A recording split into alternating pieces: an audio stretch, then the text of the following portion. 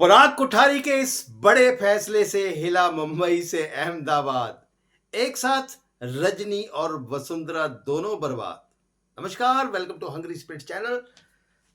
स्वागत करता हूं आपका आपके अपने चैनल हंगरी स्पिरिट्स में। तो इस बड़ी अपडेट के ऊपर बात करते हैं, चर्चा करते हैं। पहले वही गुजारिश, वही निवेदन, जिन्होंने अभी तक आपका अपना चैनल हंगरी स्पिरिट्स सब्सक्राइब नहीं किया है, वीडियो के नीचे दिया गया लाल बटन दबा दें और चैनल को सब्सक्राइब कर दें और साथ में बेल आइकॉन भी दबा दें ताकि आपको वीडियोस के नोटिफिकेशन मिलते रहे। धन्यवाद।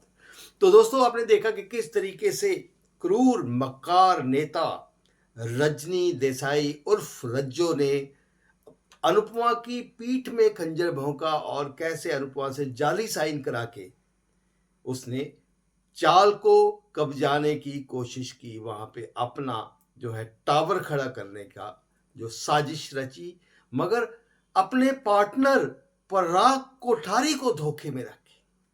अब भैया, पराग कोठारी तो कहीं ना कहीं भगवान से डरने वाला बंदा है, तो उसको ये सुन के बड़ा झटका लगा कि भाई, एक तो गरीबों के ऊपर ऐसे बुलडोजर चलाना बिना उनकी मर्जी से, और ऊपर वहां पे अनुपमा जी और पराग कोठारी कहीं ना कहीं अनुपमा को जानता है कि अनुपमा कुछ भी हो सकती है, बेईमान नहीं हो सकती। अनुपमा के तरीके भले ही पराग कोठारी को पसंद ना हो, तो मगर वो उसको पता है कि ये लेडी वो कुछ भी हो जाए लेकिन बेईमान नहीं हो सकती है। ये सच कहती है तो सच बोलती है।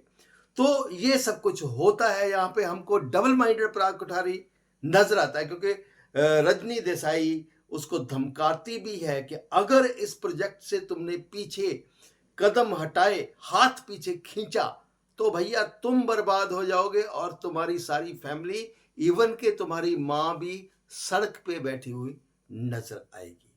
तो भैया, बड़ा अपडेट आ चुका है। हम देखते हैं कि पराग कोठारी के घर में, यानी कि पराग कोठारी वापस पहुंच चुका है अहमदाबाद। अहमदाबाद में पूरा हड़कंप मचा हुआ है। सभी लोग हैं, राही, प्रेम और दोनों पति पत्नी, गौतम और रजनी की जो हो क्या कहते हैं कि नागिन बेटी माही, और पूरा का पूरा कोठारी परिवार, वसुंधरा।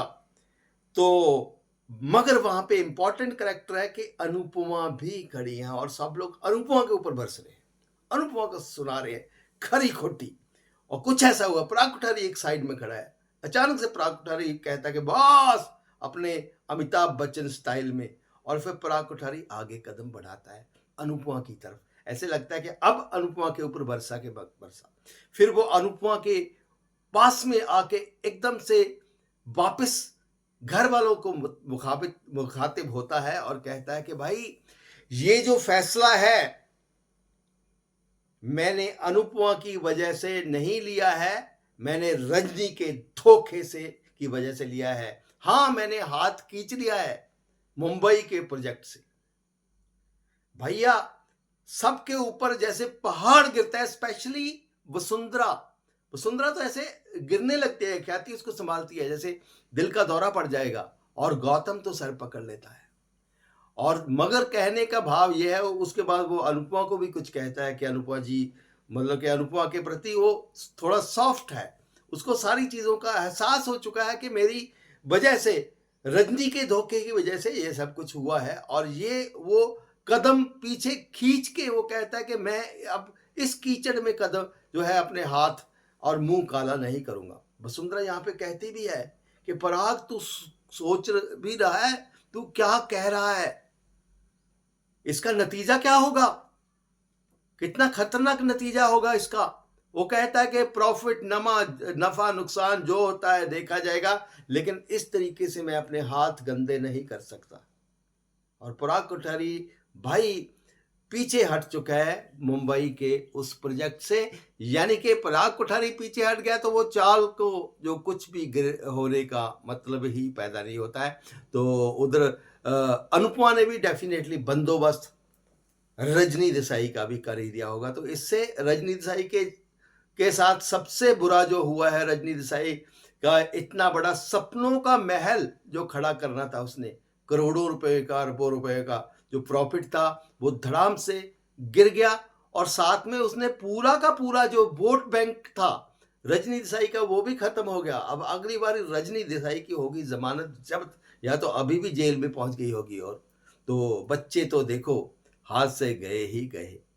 तो क्या कहते हो इस अपडेट के ऊपर, कमेंट कीजिएगा।